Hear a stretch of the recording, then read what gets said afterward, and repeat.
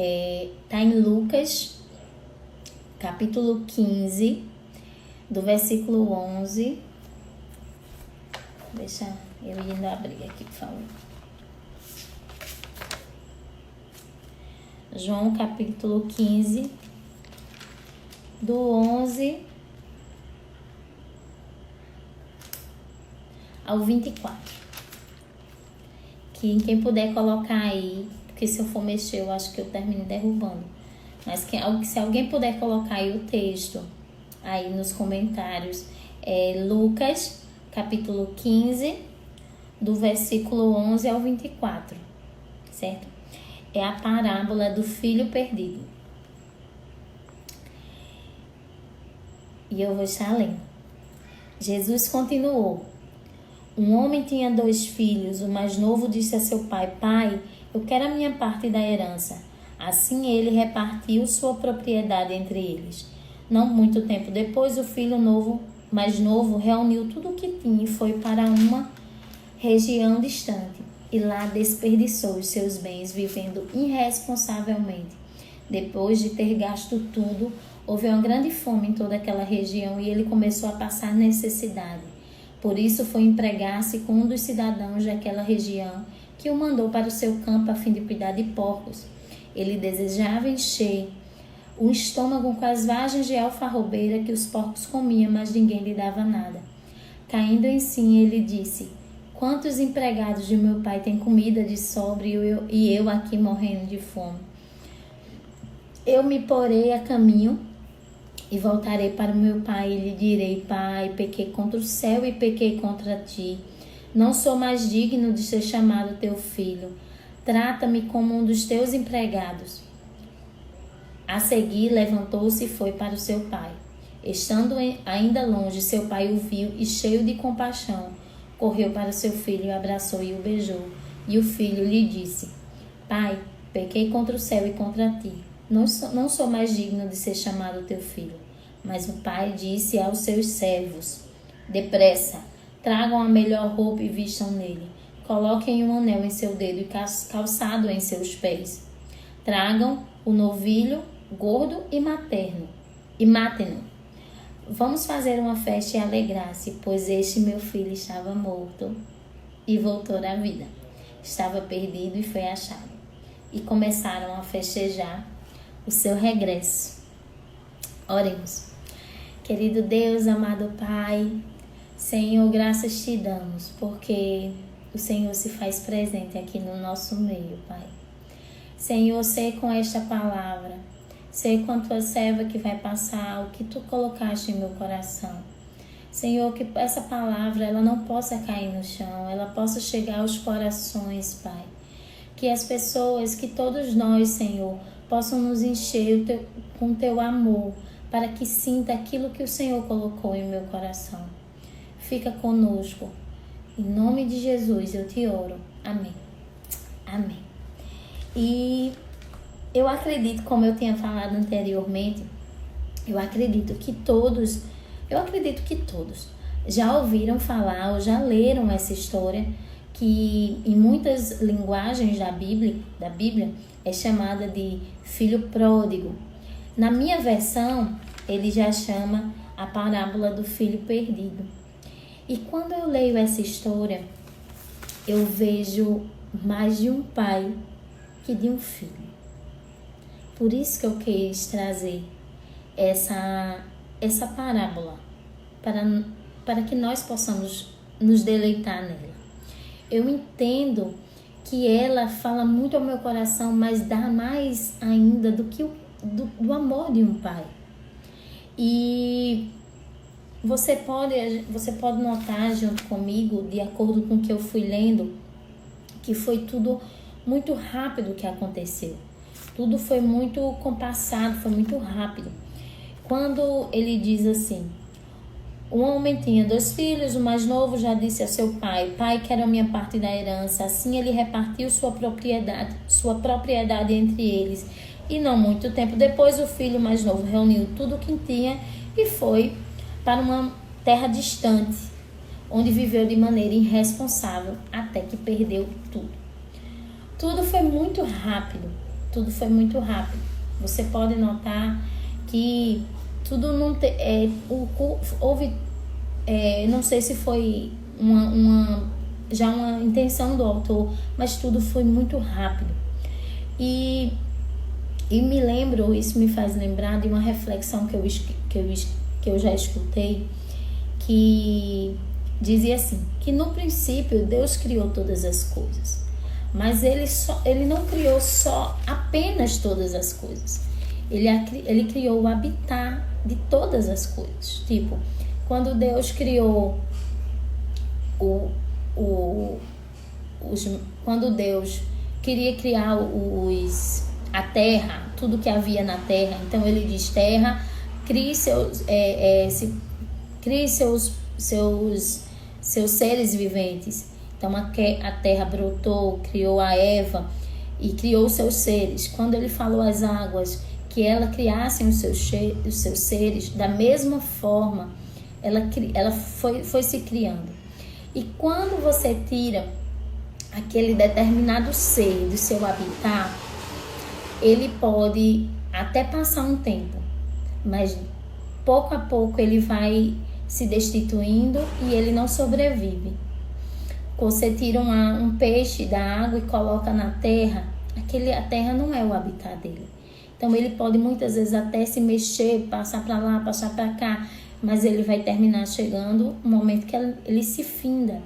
Da mesma forma que se você tirar algo da terra, algo que é da terra e colocar na água, você vai perceber que aquilo não vai passar muito tempo. Ela não foi feita para ser colocada ali, para ela viver naquele ambiente. Então, ela pouco a pouco, ela vai se destituindo.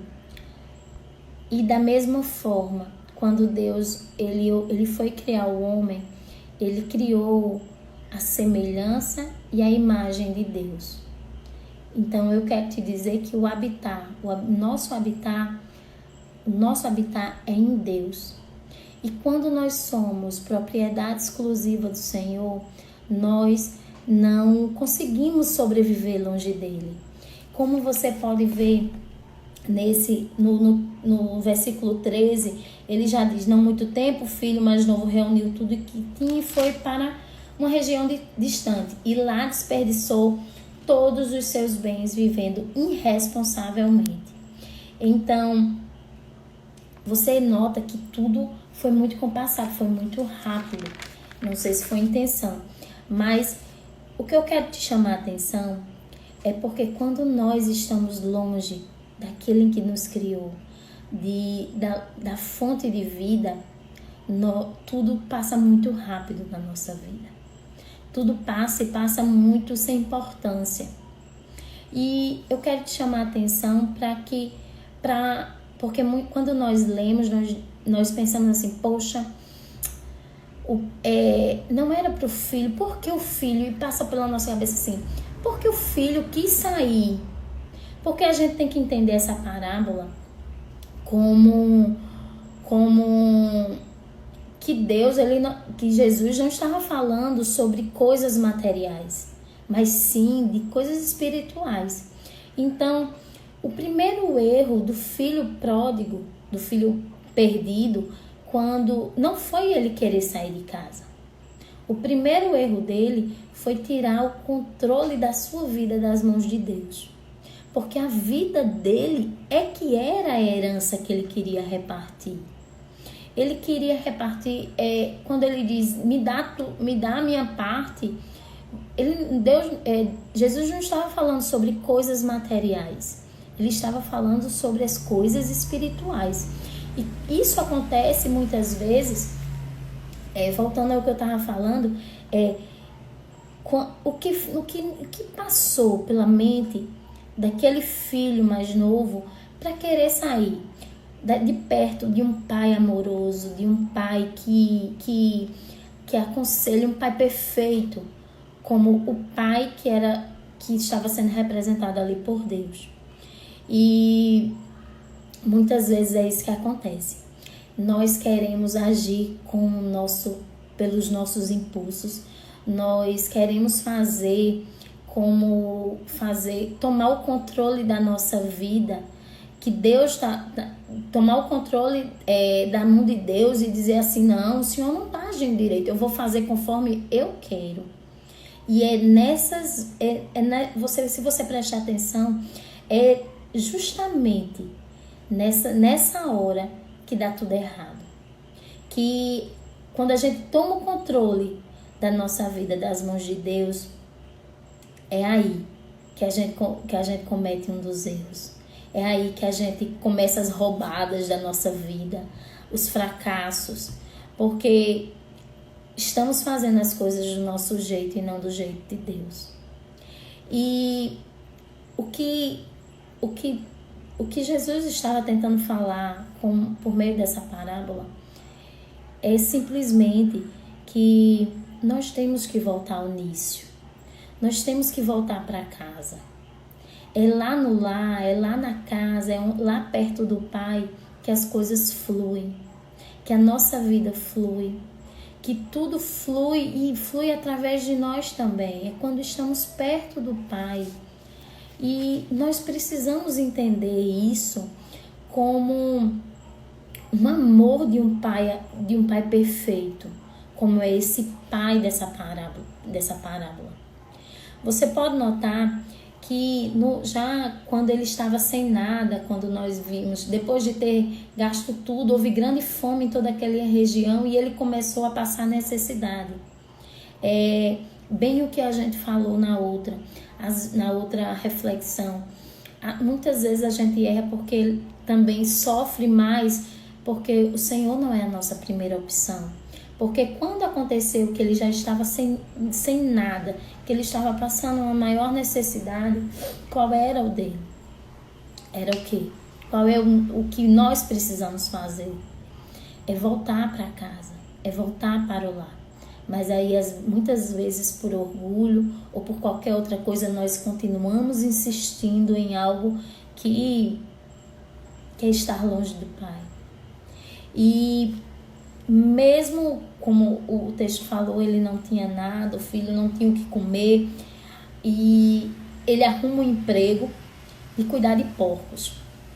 Se você for ver o contexto daquela época, os porcos eram uns animais que era um animal imundo para os judeus.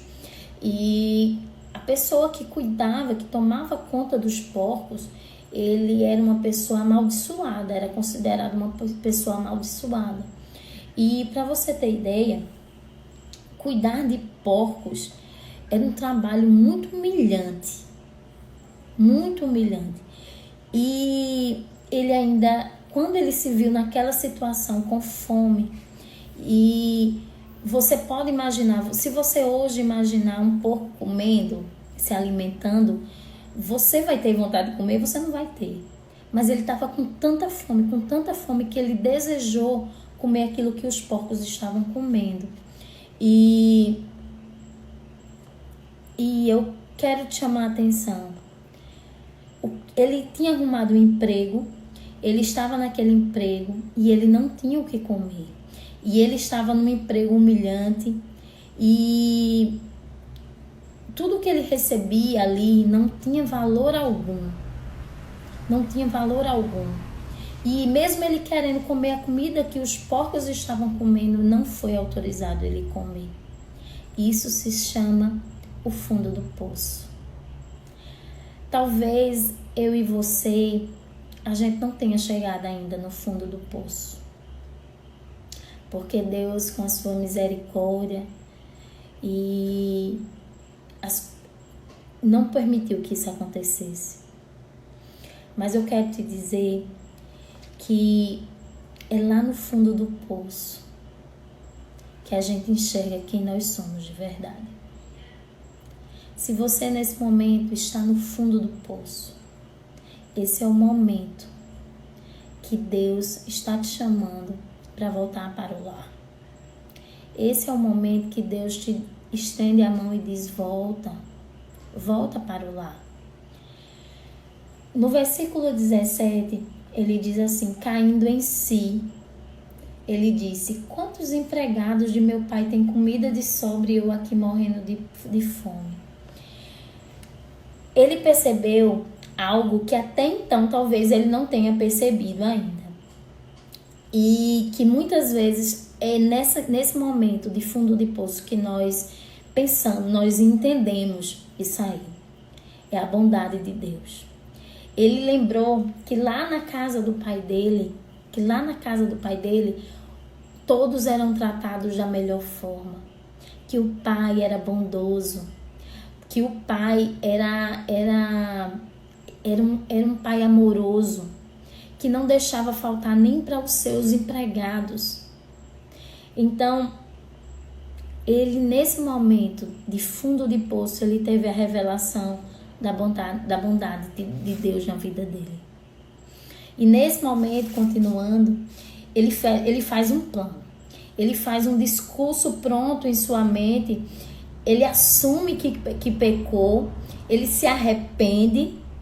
Lembrando que o arrependimento verdadeiro não é só aquele que a gente faz um discurso ou uma oração pronta, mas é aquele que tem frutos de arrependimento.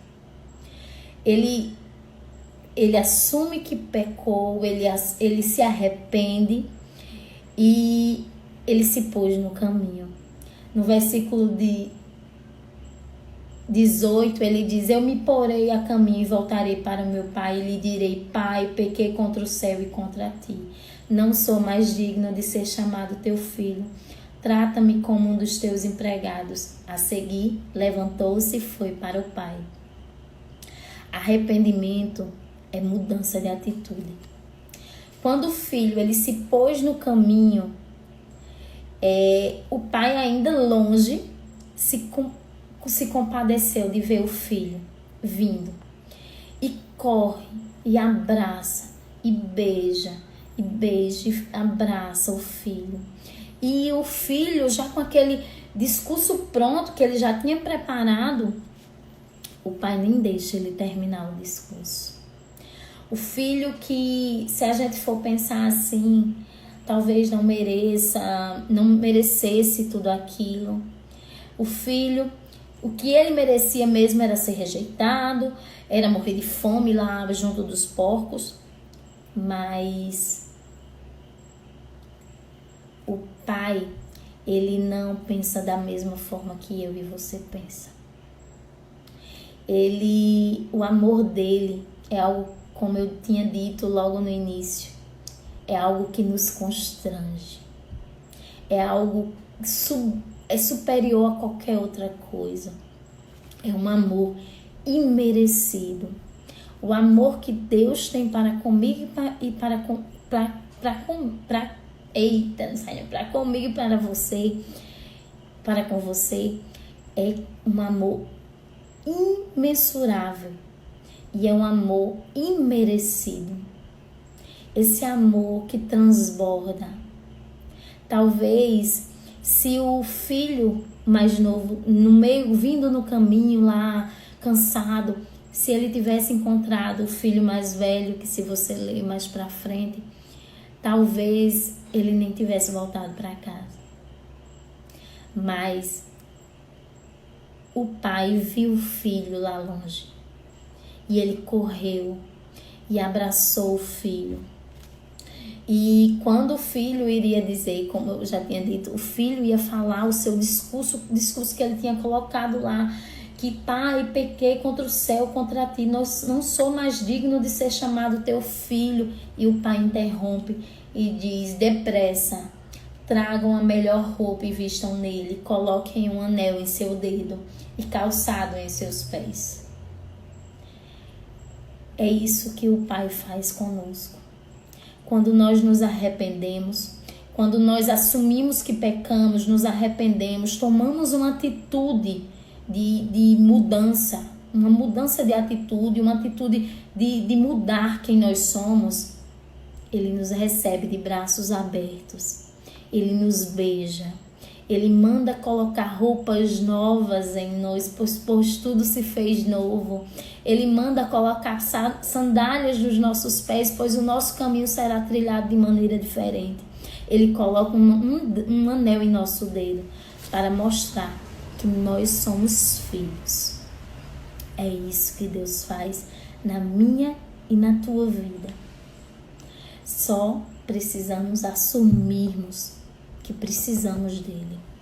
Precisamos assumir que muitas vezes nós pecamos. Precisamos nos arrepender e ter uma atitude diferente das que nós tínhamos tomado anteriormente. Nós precisamos dessas atitudes de arrependimento, atitudes de assumirmos realmente quem nós somos. E eu quero te dizer que você é o filho amado do nosso Pai. Então não precisa nós ficarmos querendo andar às margens. O nosso habitat é Deus. E nós só frutificamos e só florescemos quando estamos perto dele. O filho, nesse momento que o pai o abraçou, deveria estar imundo, deveria estar sujo, porque ele decidiu e veio. Ele não tinha roupa, ele não tinha nada, ele apenas veio. Mas o pai não tá preocupado com isso. Porque quando o pai chegou na presença do filho, tudo se fez novo. Foram vestes novas, foram sandálias novas, foi um dedo no teu anel, um anel no teu dedo. Então tudo se faz novo quando o Senhor entra na nossa vida, quando nós voltamos para o lar de onde nunca deveríamos ter saído. Então que essa mensagem possa ter ficado bem fixa no teu coração, que o Senhor possa ser contigo, que você possa enxergar que o Senhor te espera de braços abertos. A gente erra. Nós não somos perfeitos, seremos, mas ainda não somos. Mas precisamos estar ligados com o céu, porque quanto mais nós estamos perto do Senhor, menos nós temos a intenção de pecar. Então que Deus te abençoe, que Deus te guarde. Estou com muita saudade. Vou estar orando agora, encerrando a nossa reflexão de hoje. Me desculpe, porque hoje eu estou me sentindo só pela metade. Mas que Deus possa estar conosco. Sempre, sempre, sempre. Viu, gente? Eu vou estar orando. Querido Deus, amado Pai, Senhor, nesse momento eu te oro, te agradecendo mais uma vez, Pai, porque eu sei que o Senhor é conosco. Senhor, que esse amor, Pai, que nos constrange, que Ele possa nos mostrar que não foi em vão a morte em uma cruz. Senhor, tudo isso me mostra o teu grande amor para conosco e eu só consigo me constranger, porque nada que nós façamos nos dá direito a esse amor. Porque o teu amor é um amor sem medida, é um amor incondicional. E eu te agradeço, porque o Senhor derramou graça e misericórdia nas nossas vidas. E esse amor se estende a cada um de nós.